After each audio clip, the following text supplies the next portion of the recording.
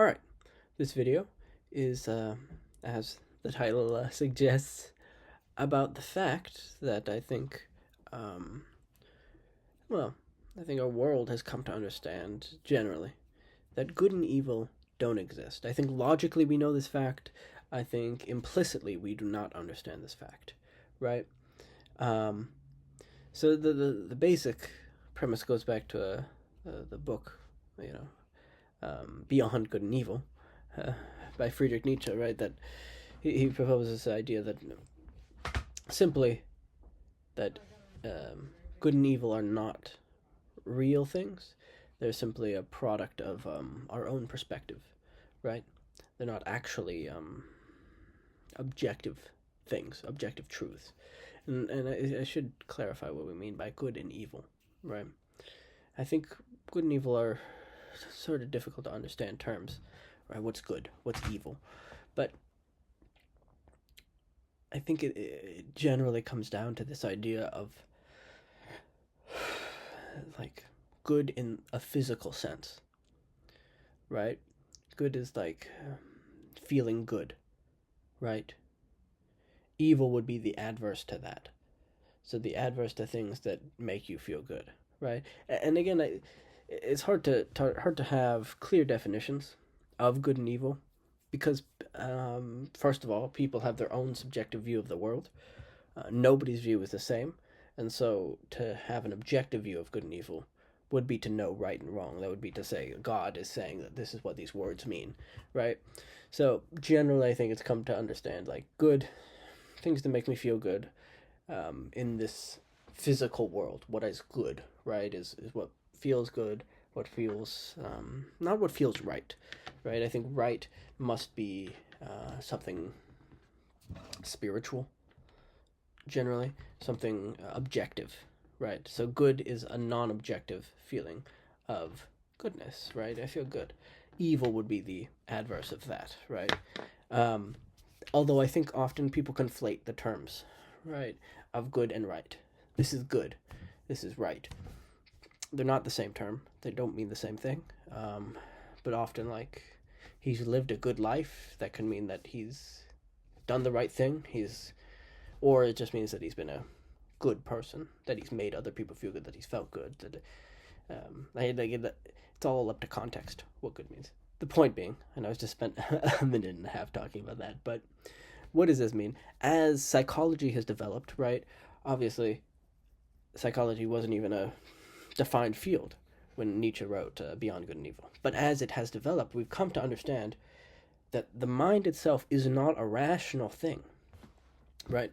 So our mind does not see the world as it truly is. We are not actually perfect interpreters or perfect understanders, if that makes sense of the world. There is a part of our brain called the interpreter, right? And this interpreter in our brain takes in the information and then comes to understand it by matching it and by pushing it into or adapting it to or seeing how it fits in with a schema, which are maps of our world, basically.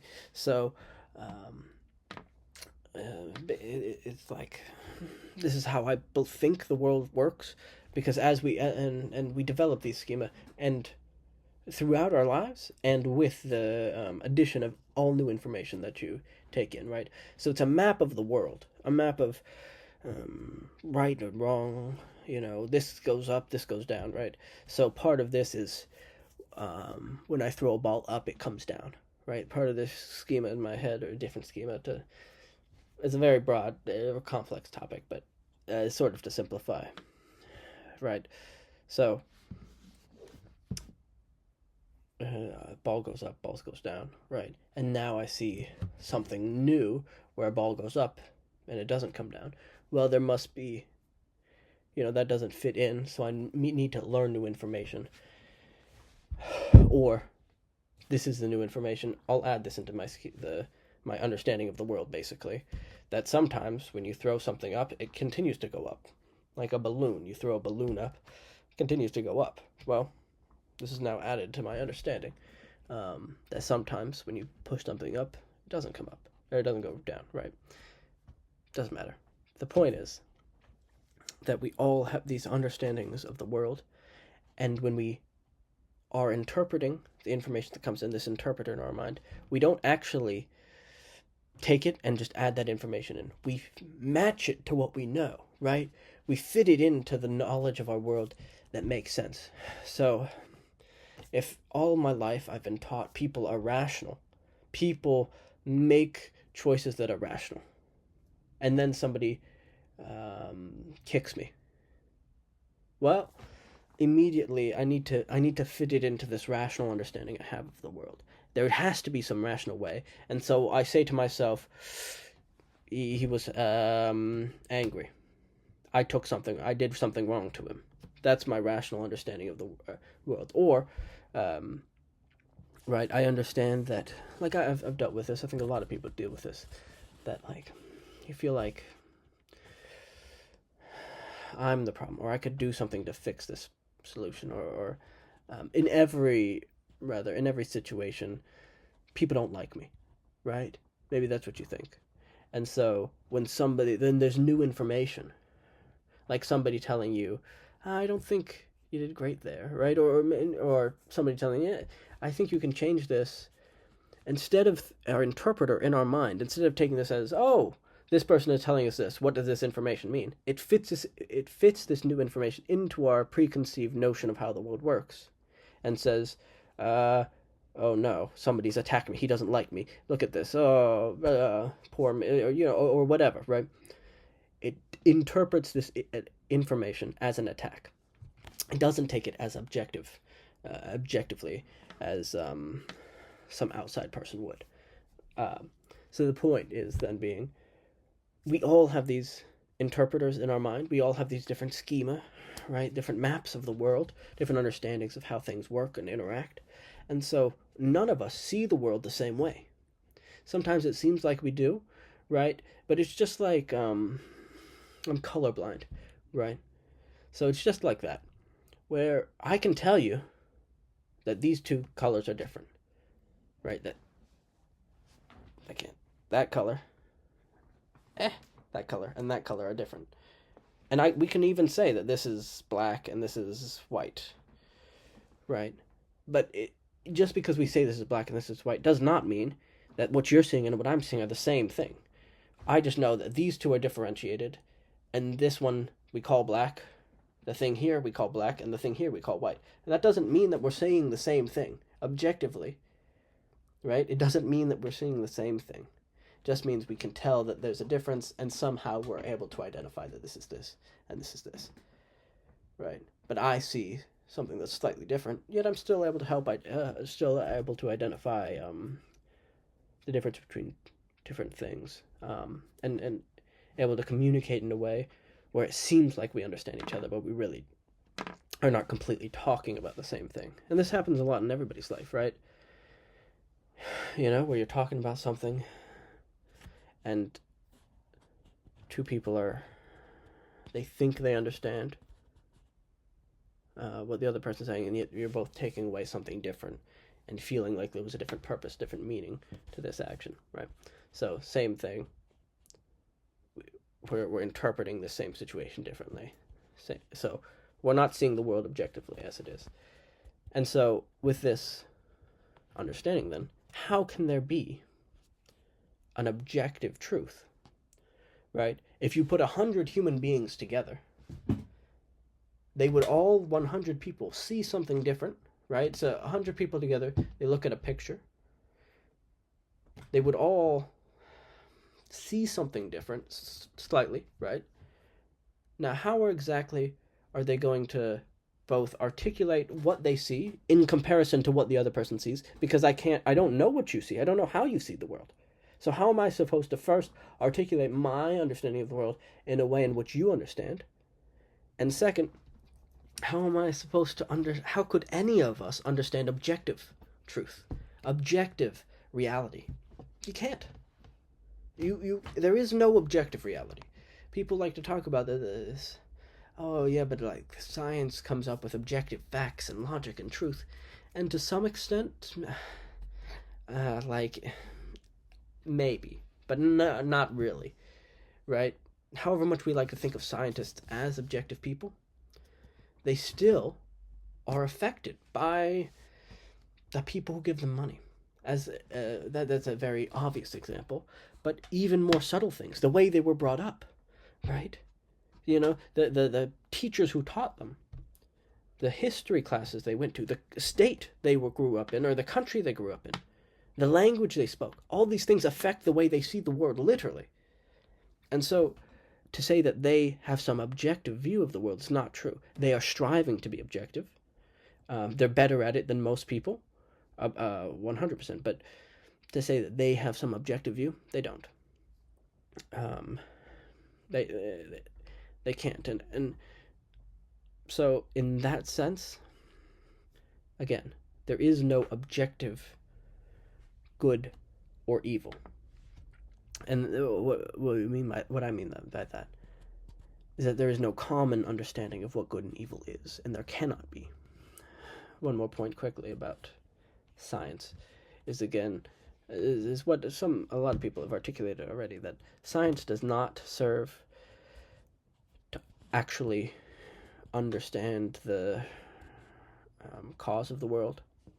It simply serves to understand the facts of it, right? All this is measuring the world. It's just measuring all these different things, Somebody used this example of, like, if nobody knew Shakespeare, and then you were giving his poetry, and then you were trying to understand it and where it came from, right? If you were trying to understand what the facts were, the truth was, from where it came from, what its, true nature is, and then you were just like, well, there's a period at the end. That's a fact. That's a law about this, It has a rhythm. That's another law of rhythm in this, right? It doesn't actually tell you where it comes from. It's simply understanding the effects. And to some extent, you could try to extrapolate cause from effect, but you can't actually truthfully do that. So this video has been a little wild out there. But what does this really mean, right? What does not having good and evil mean? I mean, it's sort of wild. You're like, good and evil don't exist. Okay, so what, should I stop going to the bakery because now nothing's good or bad? The real effect of this fact or this understanding is that these feelings you feel of pain, of anger, of sorrow, right, are not measures of objective reality. When I'm sad, I feel like the whole world's against me. I feel like nobody loves me sometimes. I'm sure you have too. That's not objective truth. When I feel angry, I mean, right? It's this hatred, often feeling of I don't know, a need to just act, right? But that doesn't mean the person in front of me is evil. Doesn't mean that they truly have no good in their heart. Although I truly, in that moment, believe that I should hurt them or I should do something to them, right? Because they're terrible and evil. And I believe that. Yeah, that's not objective truth.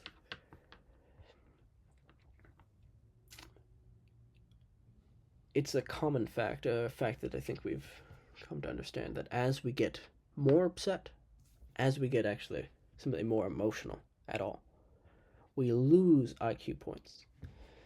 Now you're like, well, I like me, I don't have many to spare, right? But the point being, I'm just joking, but The point being, we move further from an actual understanding of reality. So when you are emotional and you start feeling this anger or sadness or anything come on, try to move your brain from the emotional side, which is back here, right? Like, I don't know if you can see now. Boom. Back here is where all of our the emotional parts of our brain are. Up here, right here, this prefrontal cortex, right? This is where all of our big brain thinking ideas are. So if you can literally move your brain from here to here, move your brain, move your thinking, move all your energy from here to here, start living in here instead of thinking in here, you can stop being upset and start trying to understand. Now, that doesn't mean you're not going to be upset at all. Doesn't mean the thing that happened to you was good or bad. Just means you understand it as it is. And I think this is sort of the truth of there is no good or evil, right? Things simply happen. We like to ascribe right and wrong to things because they make us feel good or bad. This is right, it makes me feel good. This is wrong, it makes me feel bad. No, it's not true. Things simply are, and pain and joy are simply impulses to your brain from your body telling you something. Now you can let those impulses guide you into your back brain and force you into action, or to just live in this, right? Because that's the point of emotion, right? You're angry because, well, why would that be helpful, right? Why would anger be helpful for a caveman to survive? Well, I just saw the person I love get hurt. I gotta kill this thing. It gives me more energy, more endorphins. Fight, right? Why would I be sad? Well, there's a few reasons. Certainly depression. So it's very difficult ideas, or people really don't understand truly where these emotions have come about. But if you think just genetically, where could this have come from? Well, I've been left by everybody. And everybody's left me. Well, if you're in the woods, right? And you went off on a path, and the rest of your group of people went one way, and you accidentally, were using the restroom, got left behind. Well, is it better if you try to, forge through the jungle, go some random way, or if when people leave you, it makes more sense in that natural situation to be depressed, as we now understand it, but to be sad and stay where you are, right? So emotions are just impulses trying to help you survive. Well, we don't live in a world where everything's going to kill you anymore. We don't live in a world where if people leave me, I need to stay exactly where I am because there's a better chance of them finding me that way, because they can just retrace their steps and find me, right? Instead, we live now in a world where we're cool. Where one of my friends said, it's really hard to die in comparison to any time in the past.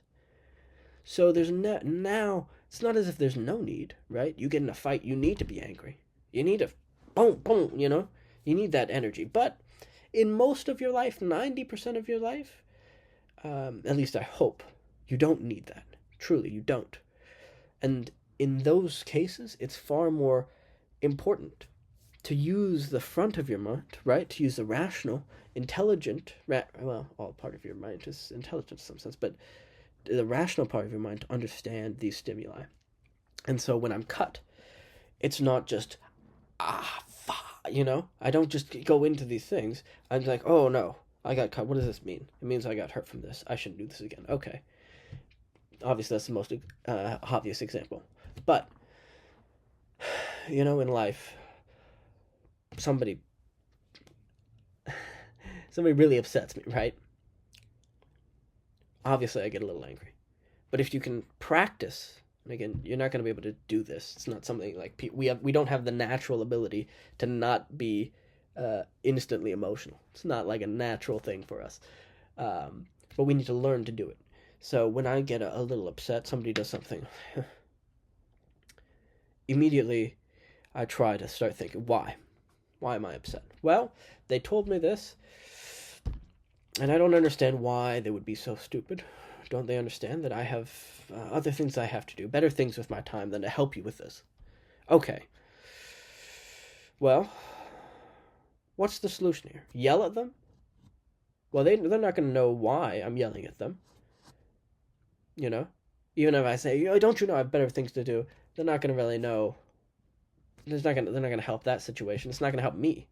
Because now I'm stupid, right? Literally, I'm stupid. I'm angry. I'm stupid. Now they're scared. They're more stupid. Now we're all less intelligent because I got angry. Because I wasn't able to find or figure out a way to attack this intelligently. Attack this problem. Attack this reality, rather. Right? Because that's what all these, impulses are. It's just our body telling us something about our reality. And it's our job to decipher what that means. It's our job to say, well, when I feel pain in this situation, why would I feel so hurt that somebody didn't get me this gift on Christmas? Well, is it because I really thought they cared about me? Yeah, I thought they cared more about me, so it hurt me that they didn't do it. Okay, that makes sense. Well, why do we think that would have happened, right? Maybe they forgot. Okay. Maybe, there was maybe they really just didn't care. Okay. Well, this is all information I need to take on so I can update my understanding of the world. Maybe I need to learn something new. Maybe I just need to talk to them about it, right? But then I can make a rational and intelligent, at least the best of my ability, which is obviously less than other people, or more than some, I guess. But right then, I can make an intelligent, rational, to the fullest of what I possibly can. Next step, right? I can think with all my mind. What is the most logical next step in this situation? Then it's easy. It's easy to give yourself into emotion. Everybody experiences this. It's easy to just give in to anger. It's easy to be angry. It's easy to be sad. It's easy to have life, slap you across the face, and it's easy to give in. But,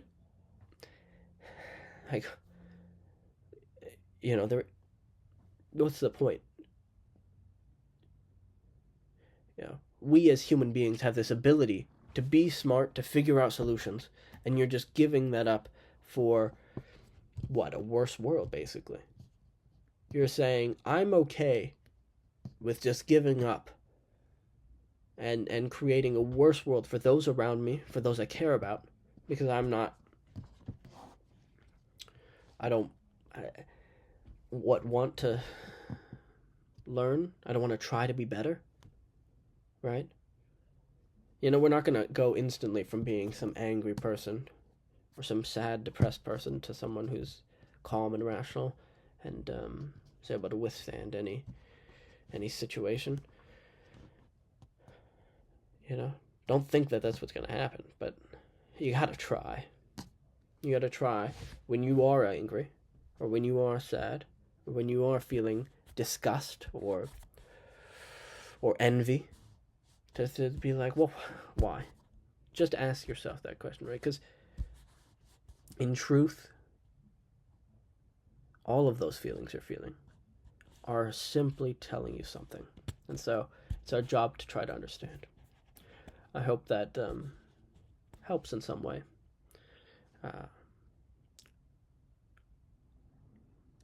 Yeah, I mean, it's all about just trying. So